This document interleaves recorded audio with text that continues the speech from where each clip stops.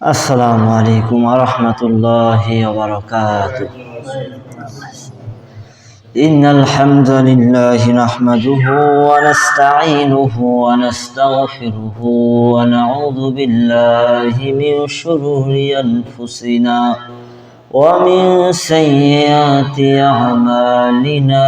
من يهده الله فلا مضل له ومن يضلل فلن تجد له وليا مرشدا. ونشهد أن لا إله إلا الله وحده لا شريك له، ونشهد أن سيدنا وحبيبنا ومولانا محمدا عبده ورسوله الذي أرسله بالحق بشيرا ونذيرا وداعيا إلى الله بإذنه وسراجا منيرا. فقد قال الله تعالى في كلامه المجيد وفرقانه الحميد: أعوذ بالله من الشيطان الرجيم. بسم الله الرحمن الرحيم. إن الله وملائكته يصلون على النبي يا أيها الذين آمنوا صلوا عليه وسلموا تسليما.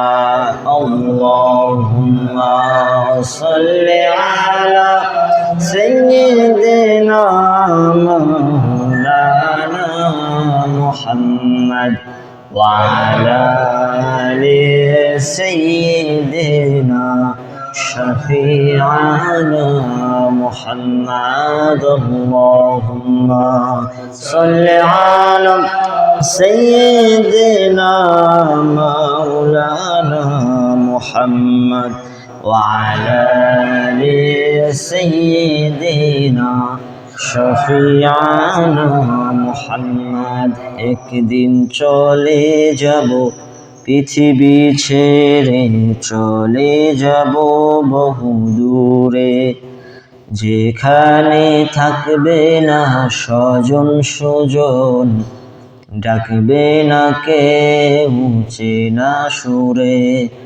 একদিন জানা হোগা दुनिया छोड़ के जाना होगा मेरे यार, ना रहेगा कोई हम सफर, ना रहेगा कोई राह गुजार। अल्लाहुम्मा सल्ली अला सय्यिदिना मौलाना मुहम्मद وعلى آل سيدنا شفيعنا محمد। আলহামদুলিল্লাহ।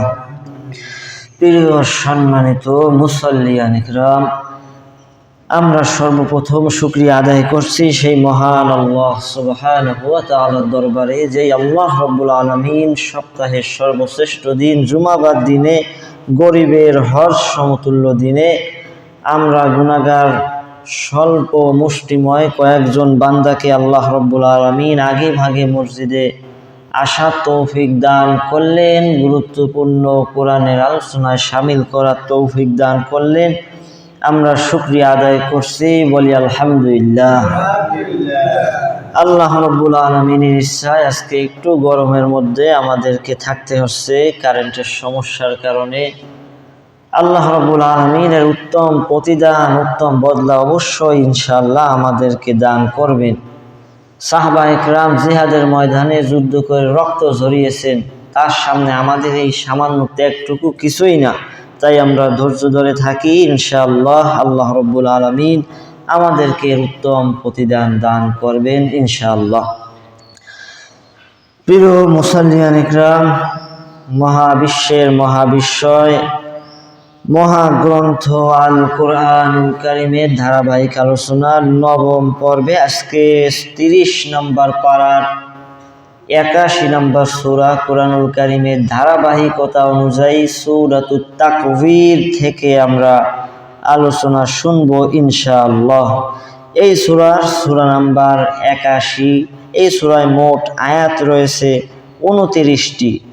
সূরাতুত তাকবীর শব্দের কয়েকটি অর্থ হয়, এর মধ্যে একটি শব্দ হয় গুটিয়ে ফেলা, গুছিয়ে ফেলা। অনেক মুফাসসির বলছেন পেঁচানো, পাগড়ি যেভাবে পেঁচানো হয় এটারও ব্যাখ্যা অনেকে করেছেন। অন্ধকারে ঢেকে যাওয়া, অনেকগুলো অর্থ হয়।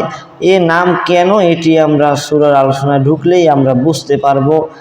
আর এই সূরার নাজিলের সময়কাল, প্রেক্ষাপট, শানে নুজুল সম্পর্কে ইবনে কাসির রহমাতুল্লাহ আলাইহি থেকে শুরু করে বড় বড় যত তাফসীর গ্রন্থ আছে তার মধ্যে খুব বেশি কোনো তথ্য পাওয়া যায় না। তবে এটুকু জানা যায় যে এটি মক্কায় নাজিলকৃত প্রথম দিকে সূরা, যখন প্রথমে রাসূল সাল্লাল্লাহু আলাইহি ওয়াসাল্লাম নবুয়ত পেয়েছিলেন, যখন কাফিরদের অত্যাচার অনেক বেশি সাহাবা ইকরামদের উপরে ছিল, সেই সময়কার এই সূরাটি নাজিল হয়েছিল। এবং আমি আরও কয়েকবারই বলছি, 30 নম্বর পারা কোরআনুল কারীমের শেষ নাম্বার পারায় বারবার জাহান্নামের আলোচনা, এরপরে বিশেষত কিয়ামতের ভয়াবহ বিভীষিকাময় আলোচনাগুলো আপনারা পাবেন। এগুলো বিশ্ববাসীকে আল্লাহ তাআলার পথে ফিরিয়ে আনার জন্য, এই বাস্তব যে সত্য যেই বিষয়গুলো হবে এগুলো আমাদেরকে জানিয়ে আল্লাহ তাআলা হেদায়েতের পথে রাখতেছেন। বিশেষত তখন মূল এই কোরআন যাদের উপর নাজিল হইতেছিল, যাদের হেদায়েতের উদ্দেশ্যে, তারা ছিল কুরাইশ এবং তারা ছিল মূর্তি পূজারী, তারা আল্লাহকে মানত না। সেই আল্লাহ তাআলা তাদেরকে চিনানোর জন্য এই সূরাগুলো বারবার তার ভয়, তার শাস্তি সম্পর্কে আল্লাহ রাব্বুল আলামিন এই সূরাগুলোয় আলোকপাত করেছেন, কথা বলেছেন। রাসূল করিম সাল্লাল্লাহু আলাইহি ওয়াসাল্লামের জীবদ্দশায় একদম অল্প গোনা যাইত 18-20টা চুল দাড়ি মিলিয়ে 18-20টা চুল দাড়ি সাদা হয়েছিল, শামাইল তিরমিজির মধ্যে পাওয়া যায়। তো সেই রাসূল সাল্লাল্লাহু আলাইহি ওয়াসাল্লাম বলতেন যে কিছু সূরা আমাকে বৃদ্ধ বানিয়ে দিয়েছে। এর যে ভয়াবহতা, এর যে আকর্ষণীয়তা, এদের যে ভয়ানক বর্ণনাগুলো আছে এইগুলো আমাকে বৃদ্ধ বানিয়ে দিয়েছে। এত ভয়ানক কথা। সের মধ্যে ইবনে কাসির রহমাতুল্লাহ আলাইহি উল্লেখ করেন ইদা শামসু কুবিরত, অর্থাৎ সূরাতুত তাকবীর, যে সূরা থেকে আমরা আজকে আলোচনা শুনবো ইনশাআল্লাহ। ইদা সামাউন ফাতারাত, সূরা ইনফিতর এর পরের সূরা, এবং আরো কয়েকটি সূরা, সূরাতু ইনশিকাক, ইদা সামাউন শাক্কাত, এই সূরাগুলোর কথা রাসূল সাল্লাল্লাহু আলাইহি ওয়াসাল্লাম বলতেন। আরো কিছু সূরার নাম পাওয়া যায় যে এগুলোর কথা এত ভয়ানক যে এগুলো চিন্তায় রাসূল সাল্লাল্লাহু আলাইহি ওয়াসাল্লামকে বৃদ্ধ বানিয়ে ফেলছিল, এইরকম বর্ণনাও কিন্তু পাওয়া যায়। কারণ এত ভয়ানক বিষয়গুলো আল্লাহ তাআলা এই সূরাগুলোয় আলোকপাত করছেন। এর চাইতে ভয়ানক বিষয় আসলে হয় না। আমরা সেগুলো সংক্ষেপে, একদম সংক্ষেপে আমরা শুনতেছি, কারণ বিস্তারিত কথা বলা আসলে এইভাবে সম্ভব হয় না। 1-2 আয়াত বলতে গেলেই দেখা যাবে সব সময় শেষ হয়ে গেছে। যাই হোক, আমরা আর লম্বা না করি, মোটামুটি বিষয়টা বুঝতে পারছি ইনশাআল্লাহ যে এখানে কিয়ামতের বিষয়ে ভয়ানক আলোচনা আল্লাহ তাআলা করেছেন। আল্লাহ রাব্বুল আলামিন প্রথম আয়াতে শুরু করলেন ইদাস শামসু কুবিরাত। আল্লাহ রাব্বুল আলামিন প্রথমে বলতেছেন যখন সূর্যকে গুটিয়ে নেওয়া হবে। হাদিস শরীফের মধ্যে পাওয়া যায়, কোরআনুল কারীমের ভিন্ন আয়াতে আল্লাহ বলেন যে কিয়ামতের ময়দানে এই 7 আসমান এবং এই পৃথিবী আল্লাহ রাব্বুল আলামিনের হাতের মুঠার মধ্যে থাকবে। কত ভয়ানক! আল্লাহ রাব্বুল আলামিন যে কত বড়, তার হাতের মুঠোর মধ্যে এই সমস্ত পৃথিবী জগৎ, এই বিশ্ব ব্যবস্থা শুধু এক হাতের মধ্যে থাকবে। এবং কিয়ামতের শুরুতে সূর্যের যে আলো, এই আলোটা নিভে যাবে এবং বিশ্ব ব্যবস্থা এই যেভাবে সুন্দরভাবে সাজানো এটা ভেঙে পড়বে, এভাবে থাকবে না। তাফসীর মারিফুল কোরআনে কুবিরাত শব্দ সূর্যকে গুটিয়ে নেয়া, তার জ্যোতিকে বিলুপ্ত করা সম্পর্কে বলা হয়েছে। কোরআনুল কারীমের 75 নম্বর সূরা সূরাতুল কিয়ামার মধ্যে আল্লাহ ভয়ঙ্কর কিয়ামতের বর্ণনা দিয়েছেন। 8 থেকে 9 নম্বর আয়াতে আল্লাহ রাব্বুল আলামিন বলেন, ওয়া খাসাফাল কমারু ওয়া জুমিআশ শামসু ওয়াল কমার, চাঁদ জ্যোতিহীন হয়ে যাবে, সূর্য এবং চাঁদকে একত্রিত করা হবে। কিছু বর্ণনায় পাওয়া যায় কিয়ামতের ময়দানে বিচার শেষে চন্দ্র এবং সূর্যকে 2টা পয়সার মতো করে জাহান্নামের মধ্যে নিক্ষেপ করা হবে, মানে জাহান্নামে ফেলে দেওয়া হবে। কিন্তু কিয়ামতের এই বর্ণনায় আমরা পাই যে সূর্য তার আলো হারিয়ে ফেলবে, সেই দিন আর সূর্যের আলো থাকবে না। ওয়াইদান নুজুমুন কাদারাত, নক্ষত্র সমূহ ঝরে পড়বে। আকাশে যত নক্ষত্র আমরা দেখতে পাই, অসংখ্য গণিত তারকারাজি, এইগুলো কিয়ামতের ময়দানে ইসরাফিল আলাইহিস সালামের সিংহার ফুৎকারে এগুলো সব বিক্ষিপ্ত হয়ে পড়বে।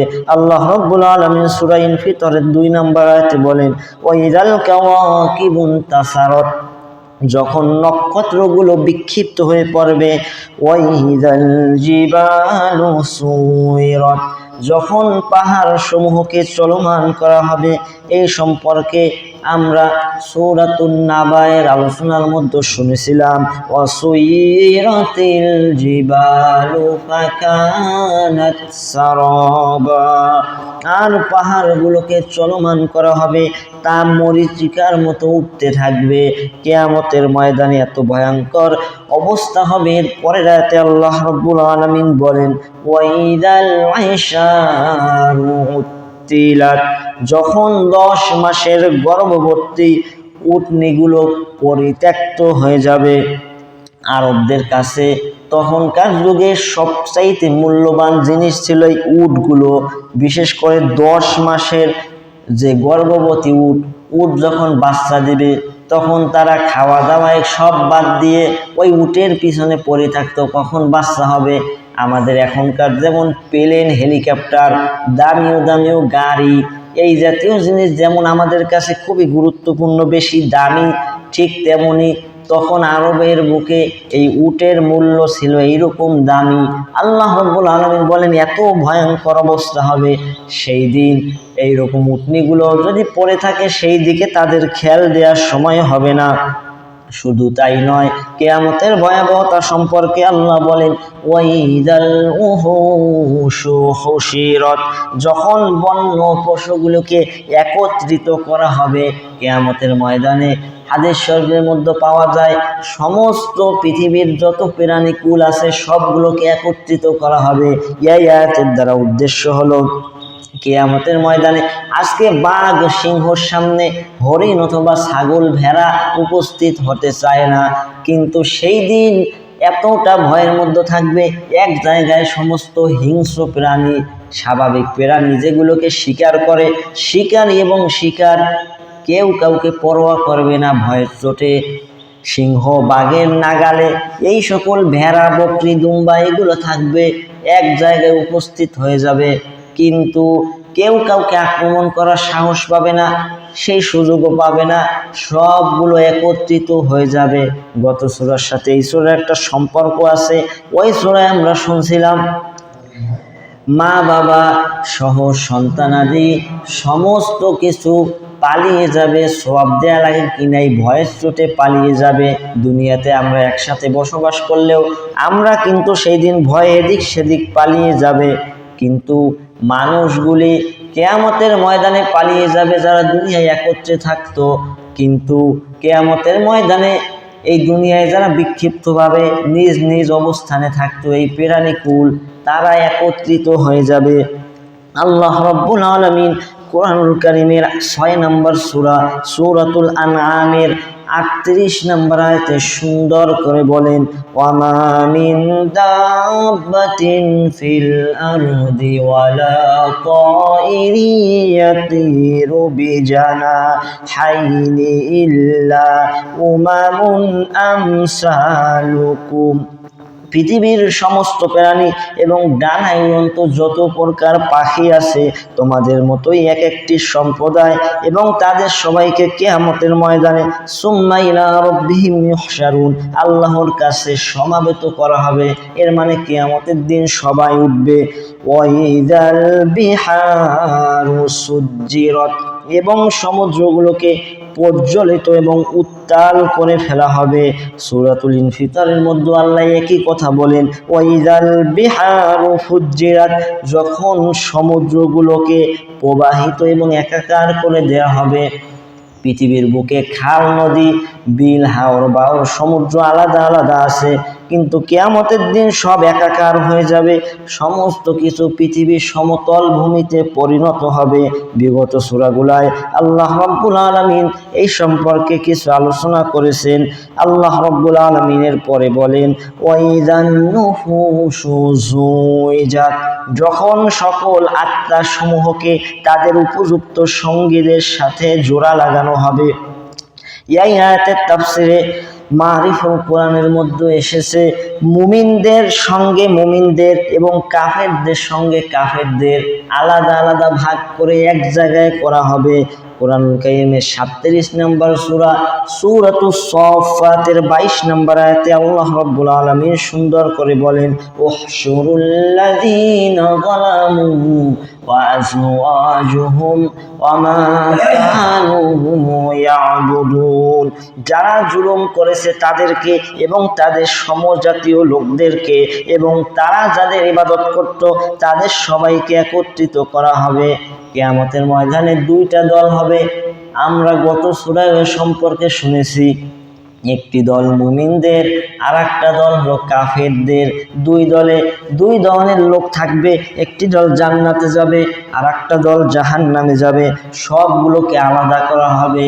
এরপরে আল্লাহ রাব্বুল আলামিন অন্য একটা বিষয় বলতেছেন এই কিয়ামতের ময়দানে, ওয়াইদাল মাউউদাতি সুইলাত বিআইয়ি যামবিন কুতিলাত যখন জীবন্ত কবর দেওয়া কন্যা সন্তানদেরকে জিজ্ঞাসা করা হবে কোন অপরাধে তাদেরকে হত্যা করা হয়েছিল।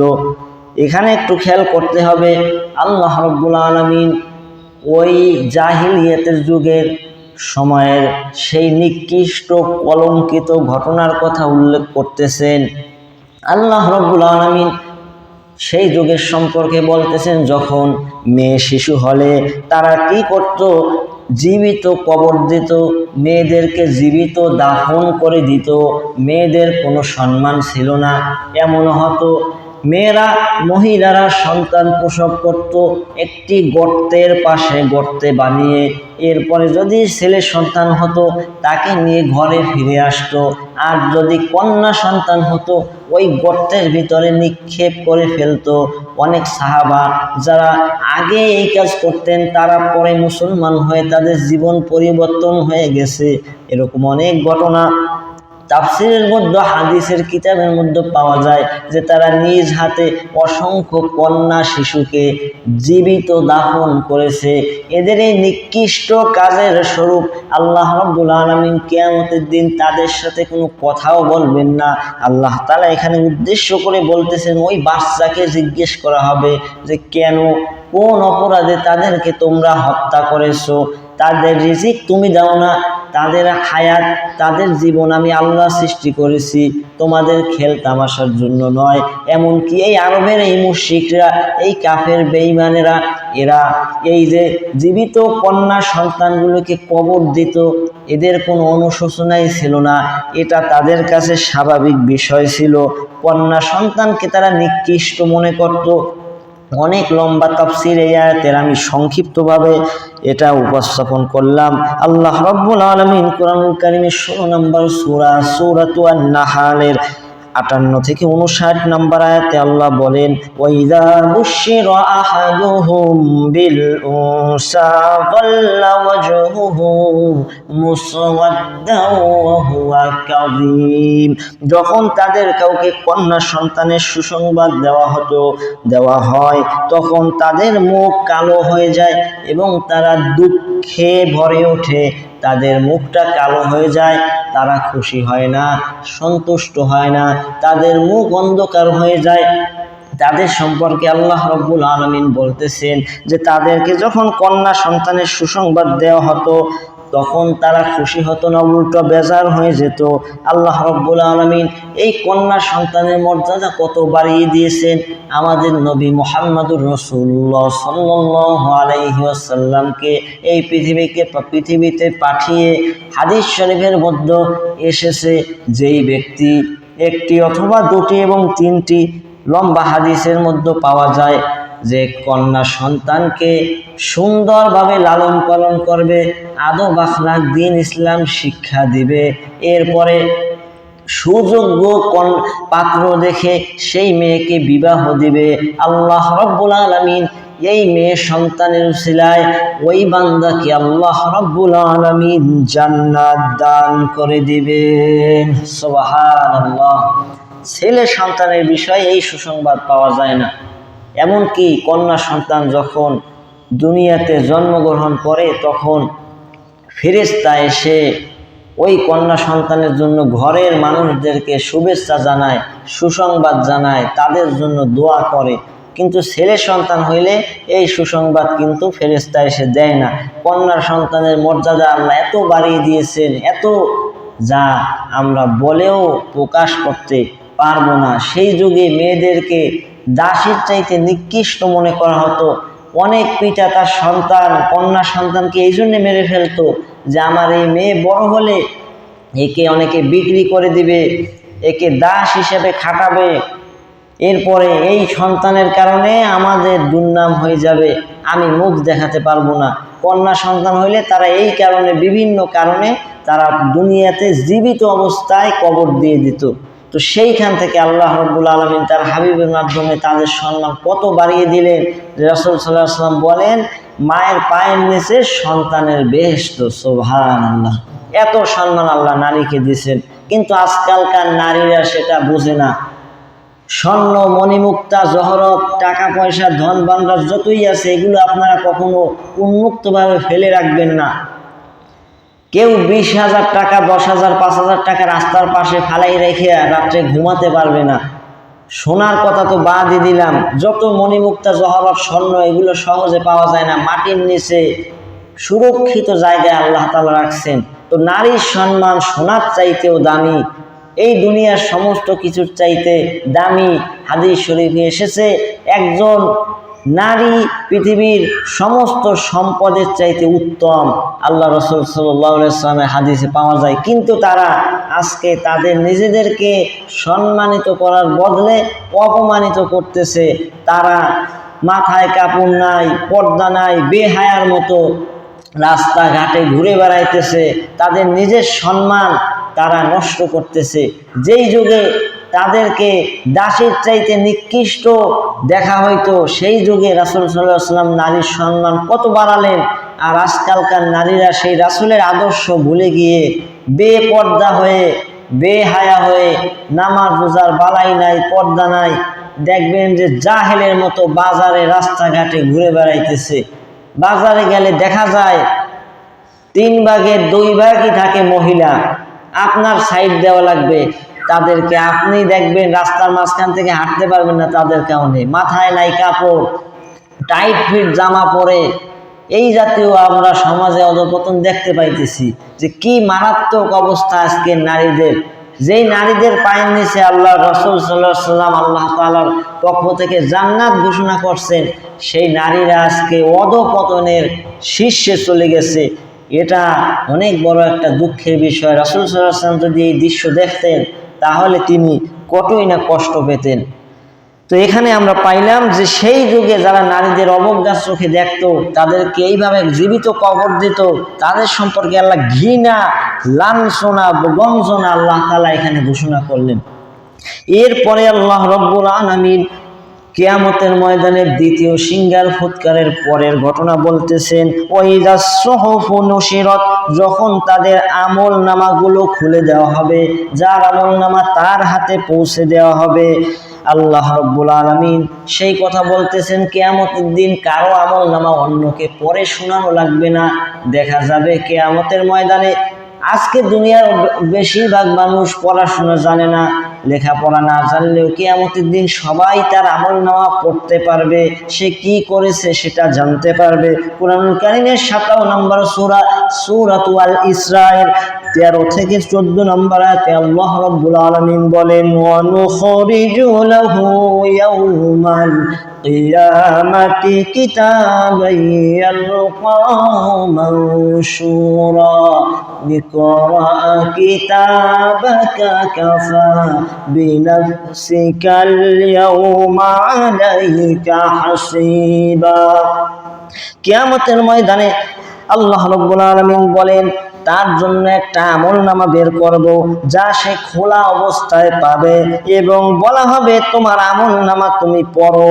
আর আজকে তোমার বিচার করার জন্য তুমি নিজেই যথেষ্ট, তোমার আমলনামা তুমি পড়ো। সেই দিন যার আমলনামা সে পড়তে পারবে। আল্লাহ রাব্বুল আলামিনের পরে বলেন, ওয়াইদাস সামাউ কুশিতাত, যখন আকাশের আবরণকে সরিয়ে ফেলা হবে। তাহরিমুল কোরআনের মধ্যে এই ব্যাখ্যায় পাওয়া যায়, কিয়ামতের দিন আকাশের এইরকম বর্তমান যে অবস্থা, আবরণ এইটা থাকবে না, আল্লাহ তাআলা আবরণগুলো খুলে দিবেন। কুশিততের অর্থ চামড়া ছাড়ানোর মতো। একটা ছাগল, ভেড়া, দুম্বা এগুলোর যেমন চামড়া খুলে ফেলা হয়, এই আকাশের যে আবরণ এইটাকে আল্লাহ রাব্বুল আলামিন সরিয়ে দিবেন। ওয়াইদাল জাহিমু সুইরাত, জাহান্নামের আগুনকে প্রজ্বলিত করা হবে কিয়ামতের ময়দানে। জাহান্নামীকে ঢুকানোর জন্য জাহান্নামকে প্রস্তুত করা হবে। সূরাতুল ফজরের মধ্যে আল্লাহ বলেন, ওয়াজিয়া ইয়াউমাইযিন বিজাহান্নাম, সেই কঠিন দিনে জাহান্নামকে উপস্থিত করা হবে। জাহান্নামীরা সেই দৃশ্য নিজের চোখে দেখতে পাবে। এই জাহেল মূর্খ মানবগুলো রাসূল কারীম সাল্লাল্লাহু আলাইহি ওয়াসাল্লামকে বারবার টিটকারিমূলক কথা বলতো। সূরাতুন নাবা থেকে আমরা শুনে আসতেছি, তাদের সামনে আল্লাহ তাআলা বলতেছেন, কিয়ামতের দিন তোমরা নিজের চোখে জাহান্নামকে দেখতে পাবা।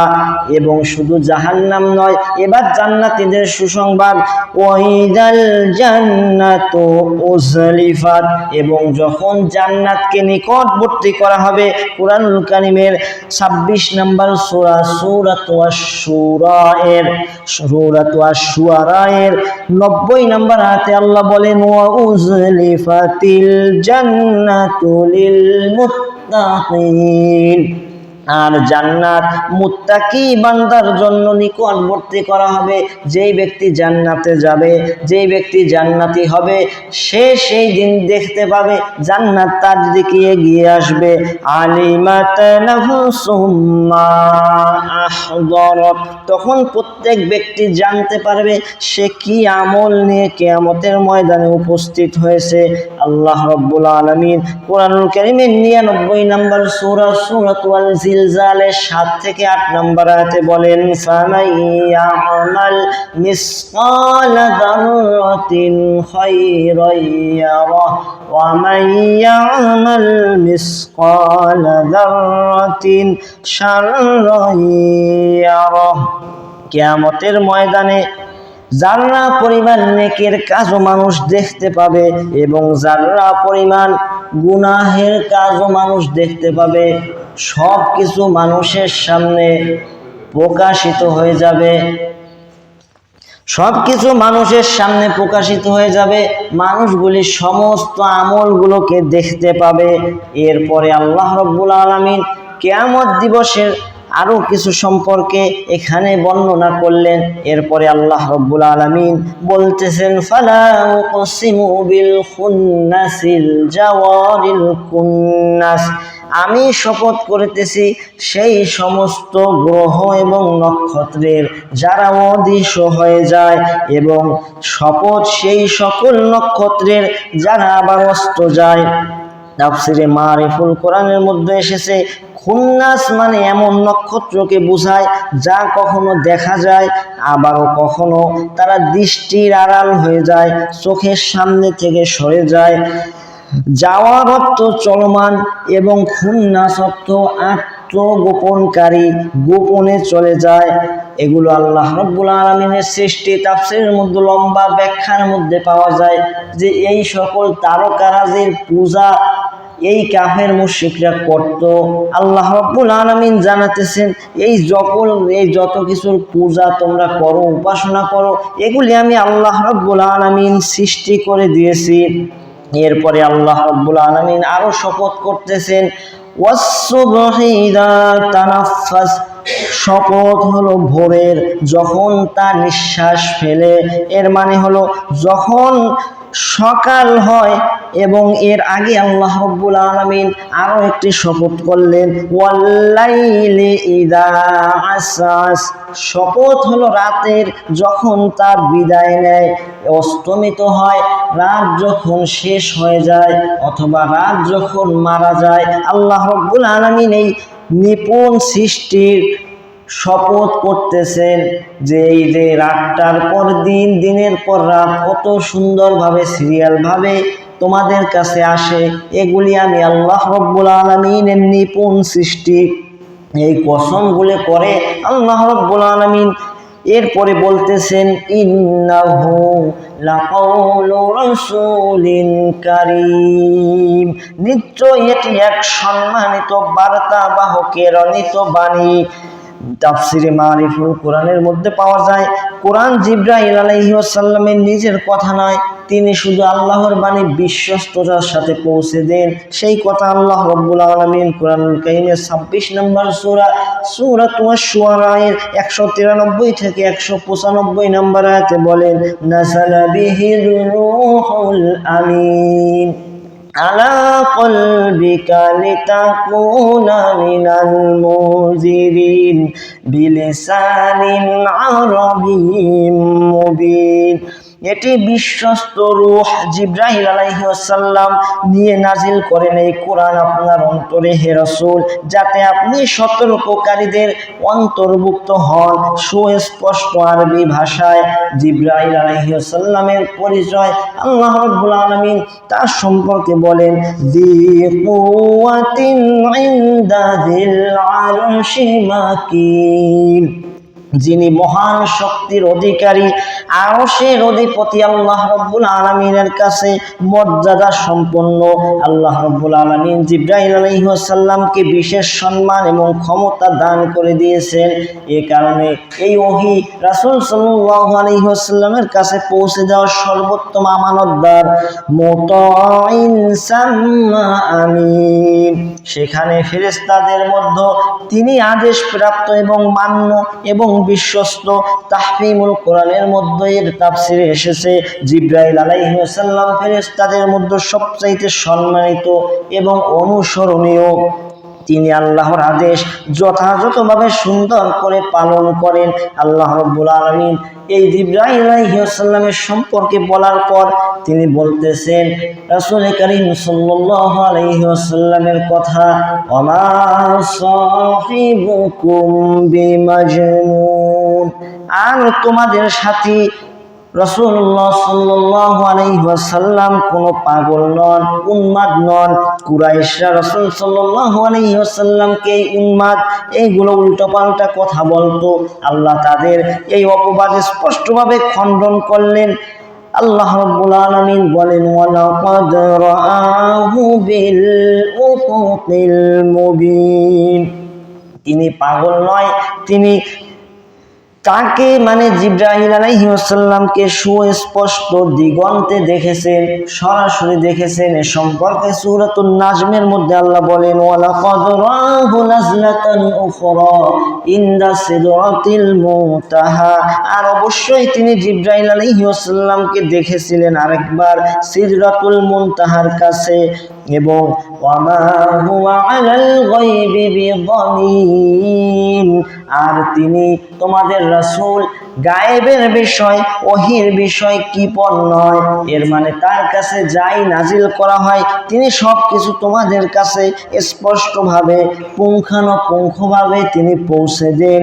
ওয়ামা হুয়া বিকাউলি শাইতানির রাজিম, আর এটি কোনো বিতাড়িত শয়তানের কথাও নয়, এটি আল্লাহ তাআলার সম্মানিত পবিত্র বাণী।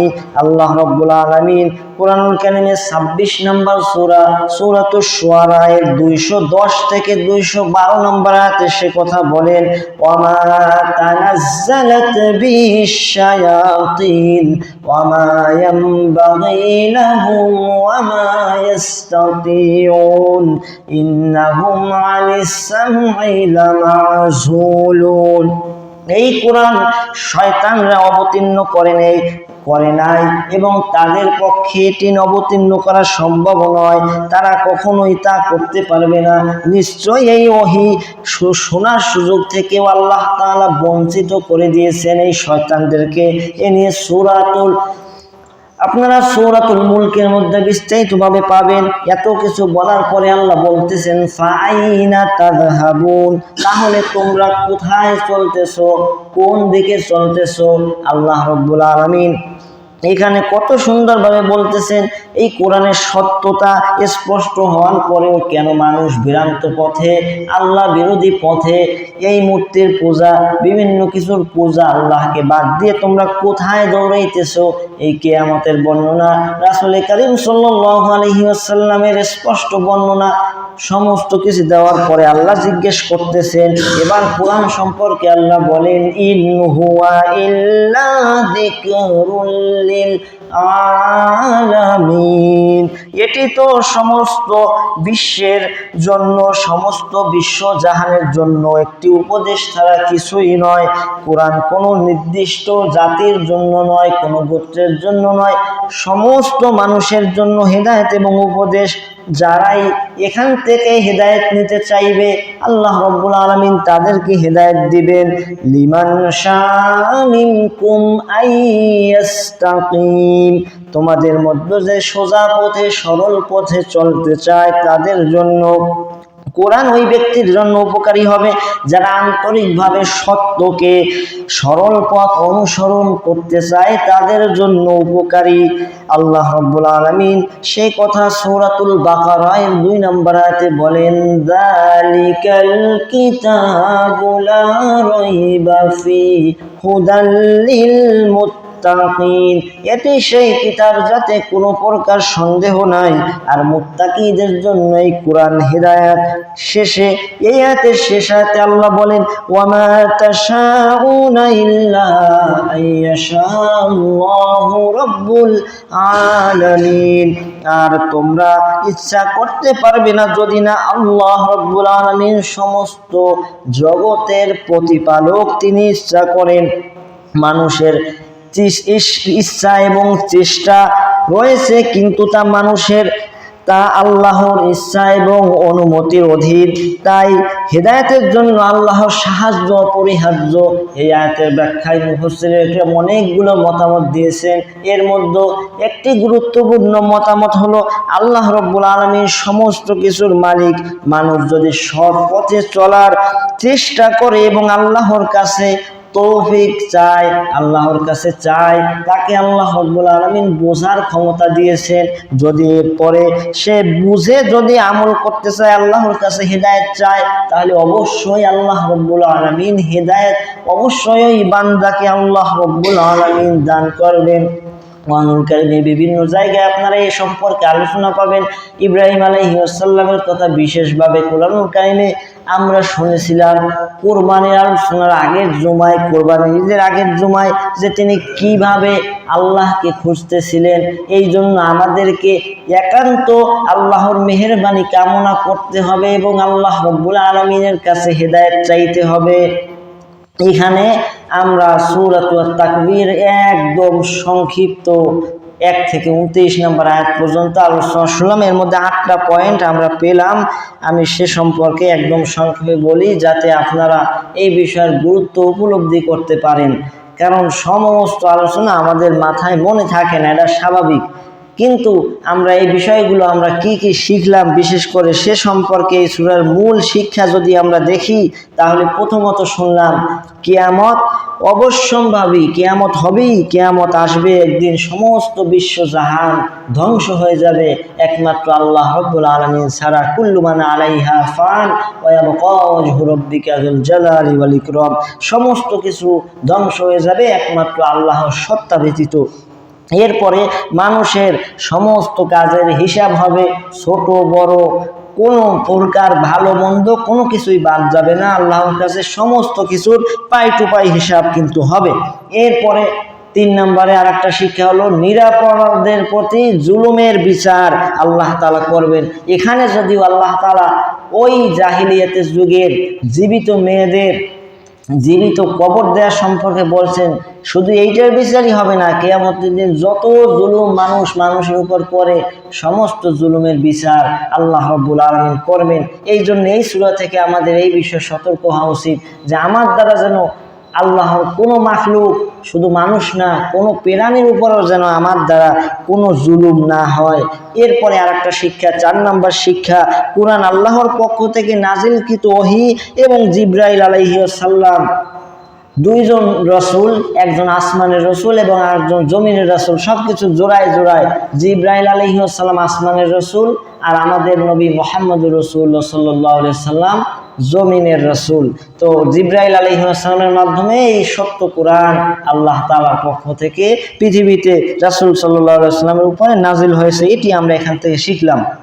আর একটা 5 নম্বরে যদি বলি তাহলে সেটা হলো রাসূল সাল্লাল্লাহু আলাইহি সাল্লামকে যে এই বিভিন্ন অপবাদ তারা দিত, তিনি পাগল নন, গণক নন, উন্মাদ নন, কিছুই নন, তিনি একজন ভালো মানুষ, তোমাদের ভিতর সবচাইতে উত্তম মানুষ, এটি আল্লাহ রাব্বুল আলামিন এই সূরায় আমাদেরকে শিক্ষা দিতেছেন।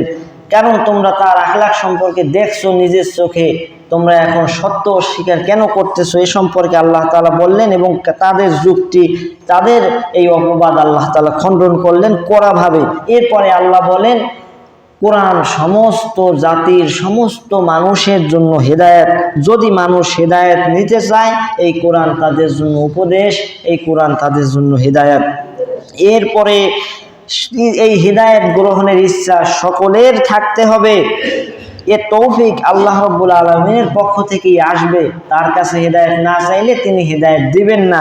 এটি আমরা শুনলাম একদম শেষ আয়াতে 29 নম্বর আয়াতে আল্লাহ তাআলা এটি কিন্তু আমাদেরকে জানালেন।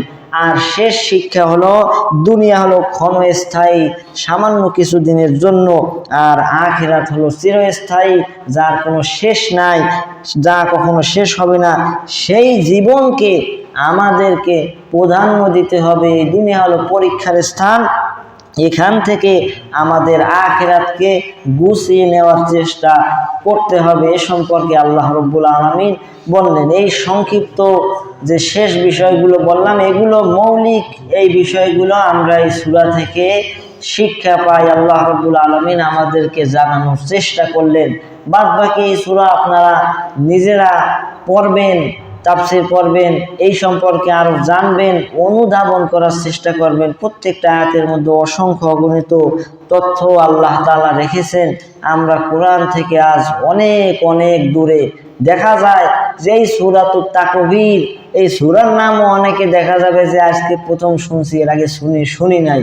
তো এই যদি হয় আমাদের অবস্থা, তাহলে আমরা কিভাবে হেদায়েত গ্রহণ করব, যেখানে এই কোরআন আমাদের হেদায়েত দেওয়ার জন্য আমাদের কাছে এসেছে। এই কোরআন থেকেই হেদায়েত নিতে হবে, এই কোরআন সম্পর্কে আমাদেরকে জানতে হবে। তো এই জন্য এই সূরা আমাদেরকে অনেকগুলো বিষয় শিক্ষা দিয়ে গেল, এই বিষয়গুলো আমাদের মনে রাখতে হবে, আমাদের বাস্তব জীবনে আমল করতে হবে। এরপরের সূরা সূরাতুল ইনফিতর, কোরআনুল কারীমের 82 নম্বর সূরা, এটিও ওই রকম ভয়ানক কথা আল্লাহ রাব্বুল আলামিন কিয়ামত সম্পর্কে, মানুষ সম্পর্কে বিভিন্ন বিষয়ে আলোকপাত করেছেন। আপনারা চেষ্টা করবেন এই সূরাটা একটু অধ্যয়ন করার জন্য, তাহলে আমাদের আগামী আলোচনা বুঝতে সুবিধা হবে ইনশাআল্লাহ। আমরা এত সময় যা কিছু শুনলাম, বিশেষ করে আপনারা আজকে গরমের মধ্যে বসে আছেন, আশা করি তাড়াতাড়ি বিষয়টা ঠিক হয়ে যাবে। কারেন্ট নাই, কষ্ট হইতেছে, আল্লাহর জন্য কষ্ট এটা সামান্য কিছু, এর উত্তম প্রতিদান আল্লাহ রাব্বুল আলামিন অবশ্যই দান করবেন। আমরা যা কিছু শুনলাম, আজকে মানুষও অনেক কম, জানি না এর কারণ কি। আল্লাহ রাব্বুল আলামিন ভালো জানেন, সপ্তাহের একটা দিন জুমার দিন, এই দিনও যদি আমরা এরকম অলস হয়ে থাকি, অন্য ওয়াক্তে তো খবরই পাওয়া যায় না অনেকের, দেখা যায় যে আমরা 2-3 জন, তাও অনেক সময় পাওয়া যায় না। তো এই জন্য নামাজের বিষয়ে আমাদেরকে সতর্ক হইতে হবে। আজকে যদি এই গরমে একটু কাজের চাপে না আসতে পারেন, সেই কিয়ামতের দিন এগুলোর হিসাব তো দিতে হবে। তো এই জন্য এইরকম যেন না হয়, আমরা সবাই তাড়াতাড়ি করে মসজিদে চলে আসব। এই সামনের কাতারে অনেকে আছেন যারা অনেক আগে, আজানের আগে মসজিদে এসে উপস্থিত হয়েছেন, তাদের জন্য মন থেকে দোয়া করি, আল্লাহ রাব্বুল আলামিন তাদের নেক হায়াত যেন দারাজ করেন। কিছু মুসল্লি যারা একদম আগে ভাগে আসতেন, তাদের অনেককেই বর্তমানে খুঁজেই পাওয়া যাচ্ছে না মসজিদে, জানি না তাদের কি সমস্যা। আমি সবাইকে অনুরোধ জানাবো, মা বোনদেরকে বলবো, আপনার স্বামী, আপনার সন্তান, আপনার ভাই যারাই আছে, তাদেরকে আগে ভাগে মসজিদে পাঠিয়ে দিবেন ইনশাআল্লাহ। আজকে আমরা যা কিছু শুনলাম, মহান আল্লাহ সুবহানাহু ওয়া তাআলা মা বোনদেরকে সহ, আমাকে সহ আপনাদের সকলকে বাস্তব জীবনে এই কথাগুলি যেন আমল করতে পারি, আল্লাহ রাব্বুল আলামিন যেন সেই তৌফিক দান করেন। আমরা সকলে বলি আমিন। আমিন। আখির দাওয়াহুম আলহামদুলিল্লাহি রাব্বিল আলামিন। সুবহানাকা ওয়া বিহামদিকা আশহাদু আল লা ইলাহা ইল্লা আনতা আস্তাগফিরুকা ওয়া আতুবু ইলাইক। সুন্নাত বাকি থাকলে পিছনে পড়ে নেন।